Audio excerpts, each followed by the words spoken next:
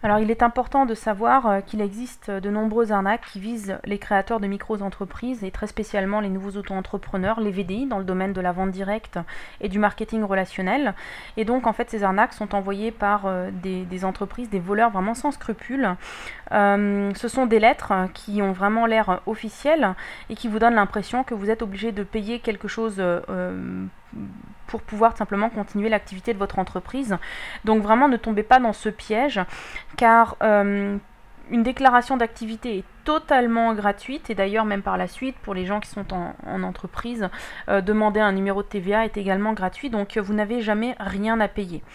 Alors comment font ces arnaqueurs pour obtenir vos données? Eh bien c'est simple en fait, quand on va sur les sites du style société.com, on peut obtenir ces données tout à fait facilement.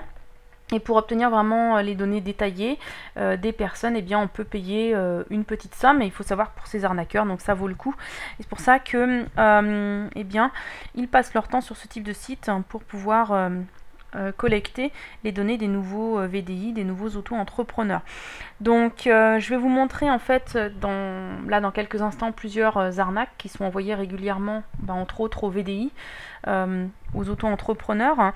Et comme ça vous allez voir un petit peu, donc ça fonctionne toujours un peu de la même façon. Donc là ici vous avez EUR, enregistrement intracommunautaire. Donc ça en fait c'est bon, ça ne concerne pas forcément les VDI, mais c'est quelque chose en fait pour obtenir un numéro de TVA, chose qui est gratuite.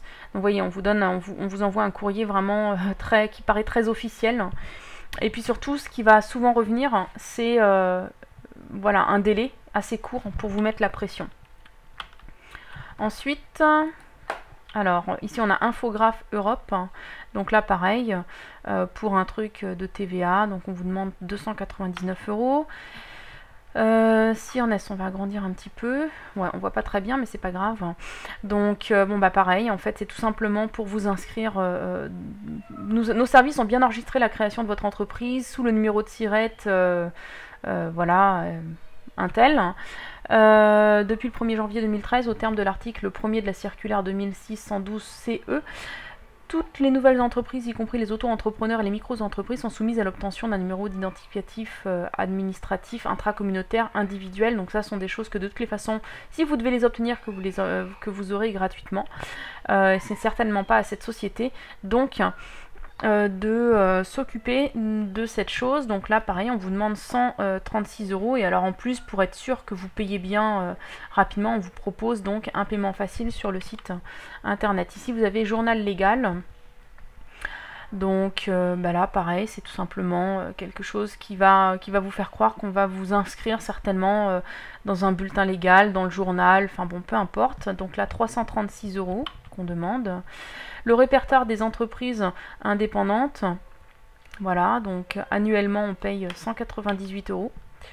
Ça c'est pour les TVA. Info Sirène, voilà, donc formulaire d'enregistrement. Donc la même chose en fait que tout à l'heure, ici on voit, on vous donne vraiment un délai très court, 8 jours, hein, vous n'avez pas le temps de vous retourner avec un règlement donc, de 98 €, de remplir toutes ces choses-là. Donc même si le courrier a l'air vraiment très officiel, à partir du moment où on vous demande de payer quelque chose, ne le faites pas, c'est pas normal. Ici donc R-, formulaire d'enregistrement au registre SIRET des entreprises. Donc en tant que VDI par exemple, eh bien, vous recevez votre numéro de SIRET totalement gratuitement de toutes les façons et automatiquement.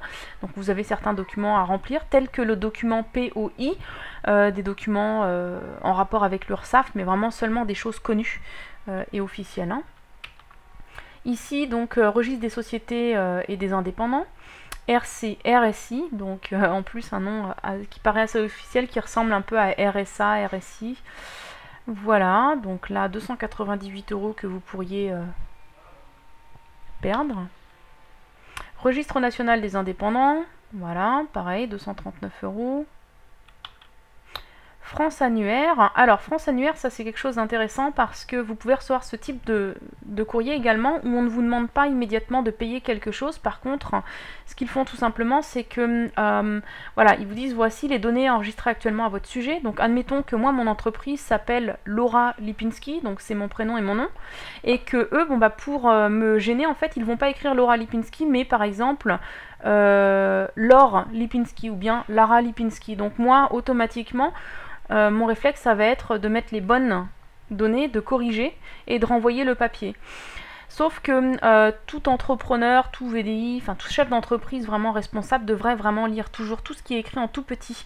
Et là, quand on regarde plus bas, donc voilà ce qui est écrit, hein. Actualisation des données, commande.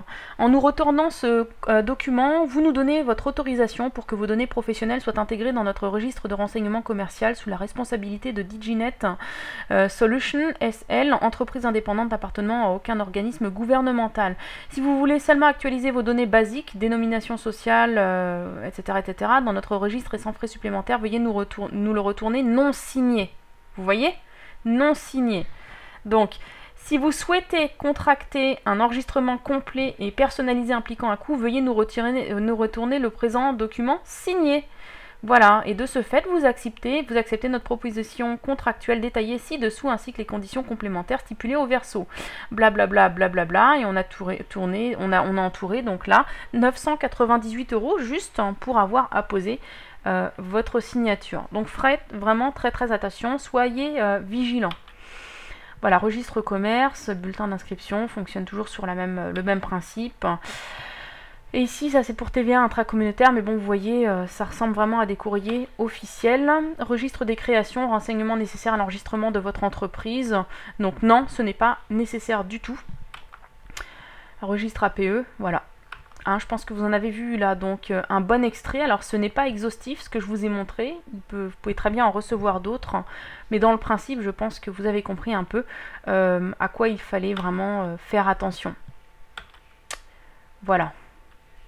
Alors, si vous recevez ce type de courrier, vous n'êtes pas obligé de le jeter. Si jamais il y a une enveloppe, si l'entreprise, l'escroc a envoyé une enveloppe avec... moi, ce que je vous recommande de faire, c'est de remplir cette enveloppe, par exemple, avec des billets de Monopoly, avec des publicités, et de la mettre dans une boîte aux lettres de la poste sans affranchissement, donc sans timbre.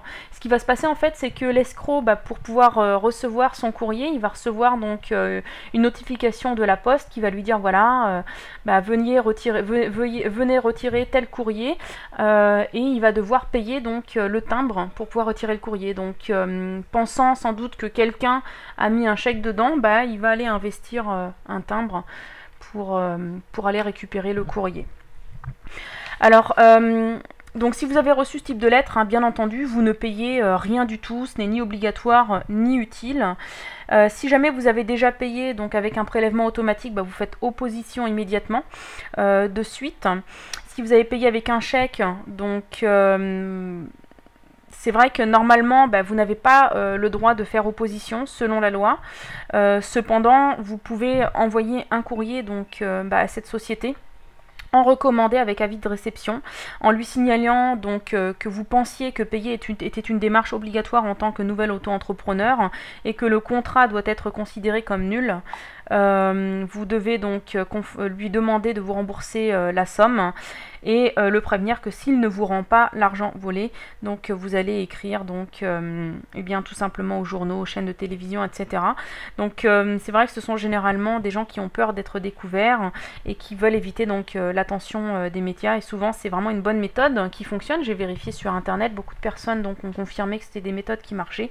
Donc voilà, mais le plus simple tout simplement, c'est de ne pas du tout payer. Voilà, donc je pense vous avoir tout dit à ce sujet-là. N'hésitez pas surtout à partager cette vidéo pour pouvoir aider d'autres personnes et puis surtout prévenir et éviter à ce que des personnes se fassent escroquer de cette façon-là.